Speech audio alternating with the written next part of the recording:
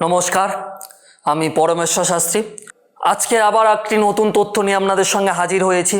আপনার নিজের কোনো মানুষ আপনার থেকে দূরে সরে গেছে, দুজনকে আপনি আলাদা করতে চাইছেন, কিংবা আপনার বাড়ির কোনো সন্তান কোনো খারাপ বন্ধুর সঙ্গে সম্পর্কে জড়িয়ে পড়ছে বা খুবই মিশছে খারাপ বন্ধুদের সঙ্গে, কোনো রকমভাবে তাদের মাঝখানে আপনি আলাদা করতে পারছেন না, বা কোনো সন্তান খারাপ কোনো সম্পর্কে জড়িয়ে গেছে, বা কোনো স্বামী কিংবা স্ত্রী কোনো অবৈধ কোনো সম্পর্কে জড়িয়ে গেছে, তাদের মাঝখানে আপনি বিচ্ছেদ করতে পারছেন না। আমি যে বিষয়টি নিয়ে আলোচনা করব, একটিবার আপনি করে দেখুন। যাদের মধ্যে আপনি বিচ্ছেদ করতে চাইছেন 100 বছরেও তারা কিন্তু কোনো মতে এক হতে পারবে না, যদি একটিবার আপনি করে দেখতে পারেন। দুজন দুজনার সঙ্গে সম্পর্ক রাখা তো দূরের কথা, একে অপরের মুখও দেখবে না, কথা তো বলা দূরের কথা। সেই ধরনের ব্যবস্থা আমি করে দেব যদি আপনি সঠিকভাবে এই টোটকাটি পালন করতে পারেন। শুধুমাত্র মাটি দিয়ে কিন্তু আপনি দুজনের মাঝখানে বিচ্ছেদ করে দিতে পারেন এবং সারা জীবনের জন্য বিচ্ছেদ করে দিতে পারেন। কিন্তু একটি কথা, কোনো স্বামী স্ত্রী বা কোনো পবিত্র ভালোবাসার মাঝখানে এই তন্ত্রক্রিয়াটা বা এই টোটকাটি কোনো মতেই প্রয়োগ করবেন না, এতে করে বিপদ আপনার হবেন। আপনার উদ্দেশ্য সঠিক রেখে, মনে বিশ্বাস রেখে আমি যেই মতো করছি আপনি সেটা করবেন। অবশ্যই যে কাজের জন্য আমি এগুলো বললাম সেই কাজগুলো হবে। এবং এই রকম যদি কোনো সমস্যার মধ্যে আপনি জর্জরিত থাকেন, তাহলে সেই জায়গা থেকে মুক্তি লাভ আপনি করবেন, কথা দিচ্ছি আমি। যেটি করতে হবে, প্রথমত আপনাকে শনিবার এবং মঙ্গলবার কিংবা পূর্ণিমা অমাবস্যা দেখে এই কাজটি আপনাকে করতে হবে। প্রথমে কিছু মাটি নিতে হবে, মাটিটি নরম করে নিয়ে একটি পুতুলের আকার দিতে হবে। পুতুলটি বানানোর পরে ওই পুতুলের ওপরে নিজে হাত দিয়ে হোক বা কোনো কিছু দিয়ে হোক, যাদের সঙ্গে যার বিচ্ছেদ হবে দুজনার নাম লিখবেন। লিখে আপনার বাড়ির কাছাকাছি কোনো অশ্বত্থ গাছ হোক বা বট গাছ হোক, সেই বট গাছের গোড়াতে রেখে দিয়ে আসবেন।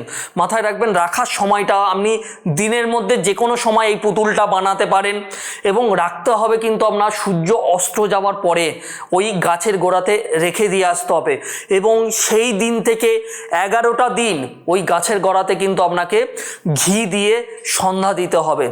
যদি আপনি 11টা দিন এইভাবে সন্ধ্যা দিতে থাকেন, দেখবেন 11 দিনের মধ্যে তাদের সম্পর্কে ভাঙন ধরেছে বা বিচ্ছেদ হতে শুরু করেছে, একে অপরকে কেউ সহ্য করতে পারছে না, দুজন দুজনার মতো কিন্তু আলাদা হতে শুরু করেছে। সঠিকভাবে আপনি এই টোটকাটি করবেন, করলে দেখবেন ওদের দুজনার মাঝখানে কিন্তু বিচ্ছেদ হয়ে গেছে, এবং সেটা 11 দিনের মধ্যেই ঘটবে। এবং আরও একটি জিনিস আপনি মাথায় রাখবেন, যখন আপনি পুতুলটা রেখে দিয়ে আসবেন, রাখার সময় কেউ যেন না দেখে, এবং যখন আপনি সন্ধ্যা দেবেন তখন যেন কেউ না দেখতে পায়। আপনি চলে আসার পরে প্রদীপ জ্বলছে, যদি কেউ দেখে কোনো অসুবিধা নেই, কিন্তু আপনি যখন সন্ধ্যা দিতে যাচ্ছেন বা প্রদীপটা জ্বালাচ্ছেন গাছের গোড়াতে, তখন কিন্তু কেউ যেন না দেখে। এবং সন্ধ্যা দেওয়া হয়ে গেলে পুতুলটা ভালোভাবে চাপা দিয়ে আসবেন, যাতে করে কেউ কোনো রকমভাবে ফেলে না দেয়।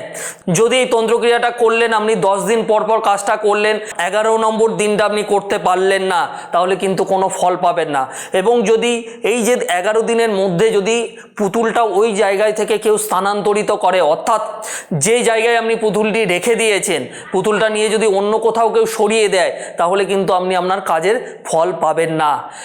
এই যে বিষয়টি নিয়ে আপনাদের সঙ্গে আলোচনা করলাম, যদি এই বিষয়ে আপনাদের কোনো প্রশ্ন থাকে, তাহলে স্ক্রলবারে আমার নাম্বার এবং অ্যাড্রেস দুটোই দেওয়া আছে, আপনি আমার সঙ্গে যোগাযোগ করতে পারেন। এবং এই বিষয়ে যদি কোনো কিছু জানার থাকে, কমেন্ট বক্সেও কমেন্ট করতে পারেন।